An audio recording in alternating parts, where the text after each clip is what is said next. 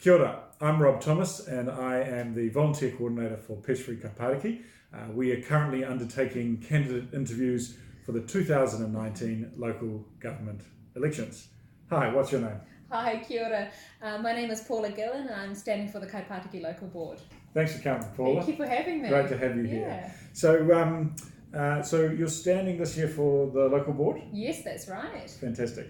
And do you currently have a predator trap or a bait station on your property? Yes, we have 3 bait stations. Great, so I don't have to give you one today. No, you can keep those. We've got them. They're homemade. Great. We've had them for a number of years now. Yeah. Fantastic. Yeah. And do you currently use EcoTrack? I've got EcoTrack on my phone, but I've got to tell you, when I took it home and tried to put in the bait stations, I got really confused and couldn't do it. So I need a bit of professional development on it to we'll help you figure out. Afterwards. Yeah, there was asking for codes and things, and I got a bit confused, but I really want to put those on. Cool. Plus, we've doing a huge amount of weed management on our property as well, so it'd be good to put that on. Good to record that and get it tracked. Absolutely. So what do you like and dislike about the Kaipatiki natural environment? I love it. I absolutely love the fact that we've got so much bush reserve in Kaipatiki. I love the green open spaces. I think that's just so incredibly important that for everyone's health and well-being, just to see the greenery, it immediately makes you relaxed and feel vibrant, let alone being able to get out into nature this close to the CBD. What don't I like about it? It's not a lot. I would say I don't like the fact that we still have the rats there. We've still got bamboo and Trader Scantia and other pest plants throughout the bushes. I think there's still some tracks which really desperately need upgrading.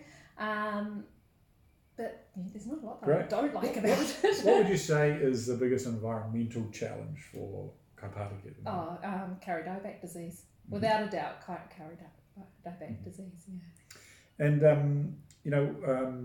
Kaipatiki is quite fortunate to have 32% tree canopy cover. And but every day you hear a chainsaw buzzing away. What is it that you would like to do to maintain or grow the canopy cover in Kaipatiki? It's a real shame when the rules were changed. And that was the resource consent rules, where previously you'd have to have consents to take down any sort of notable trees. Now it's a bit of a free-for-all. Used to be when we were, when I was on the North Shore City Council and as a community board member, if people were taking down trees, we were able to suggest replacement specimens, and they were usually natives. And normally it was actually maybe 3 or 4 trees to replace the one that was taken down. Now that's not happening. We can absolutely encourage people to replant trees on their property, but I think that the council needs to lead by example.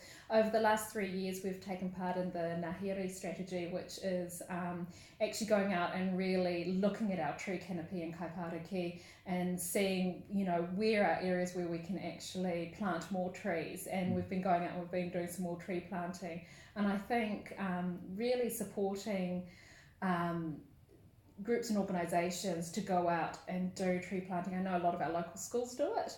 And I know that the Kaipatiki project, they absolutely grow lots of native trees at their nursery for us to plant. All of our wonderful volunteer groups have massive tree planting days. And I think it's really important for the council to support that.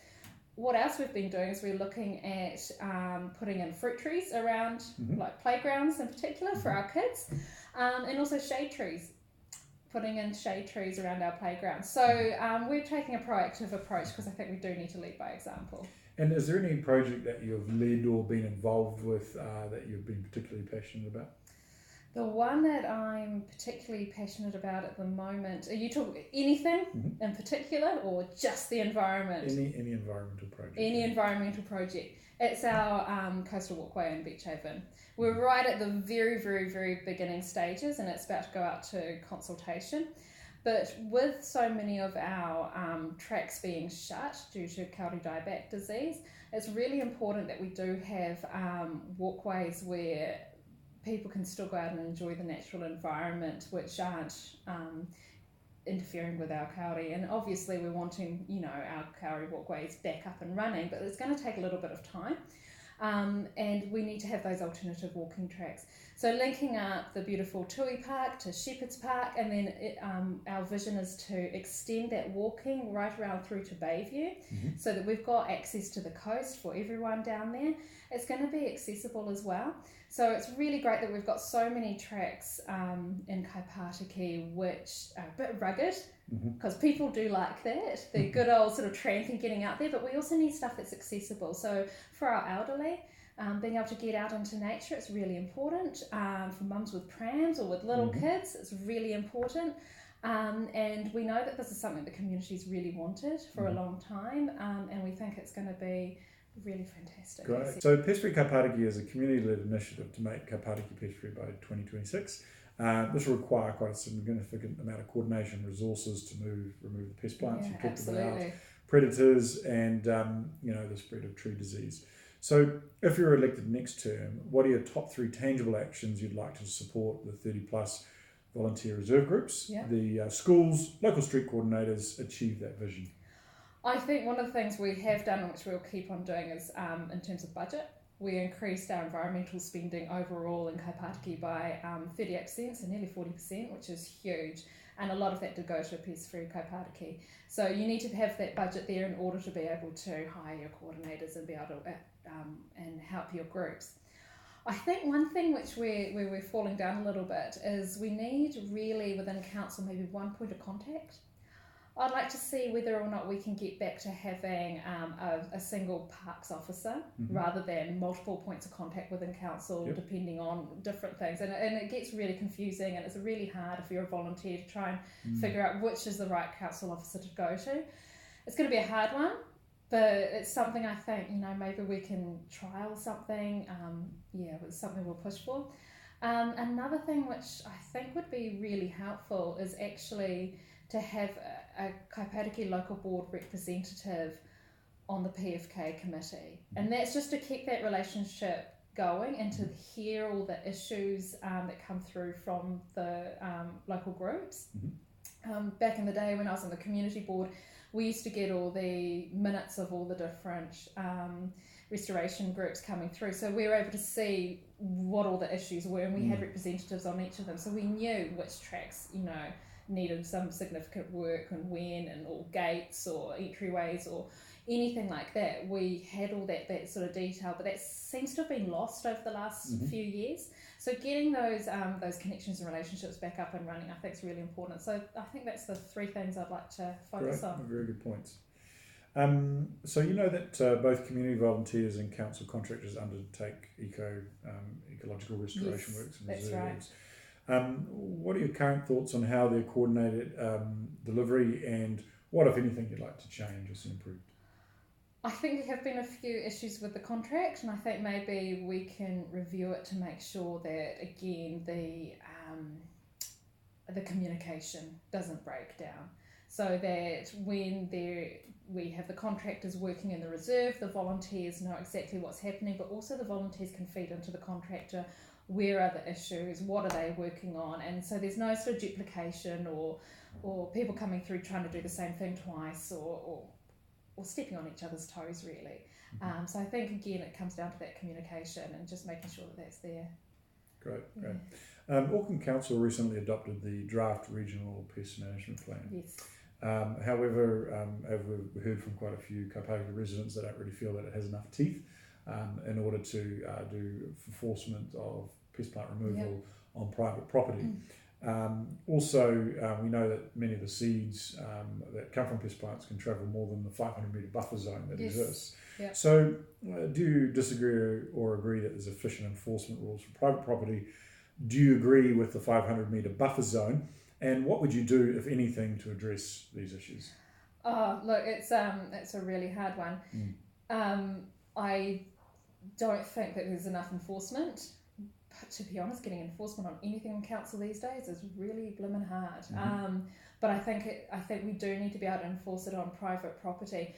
I think education goes a long way, and I think Pest Free Kaipatiki's been doing an amazing job in highlighting the different weeds that need to be eradicated, such as moth plant, and that education is filtering out there in the community, but we need more of it.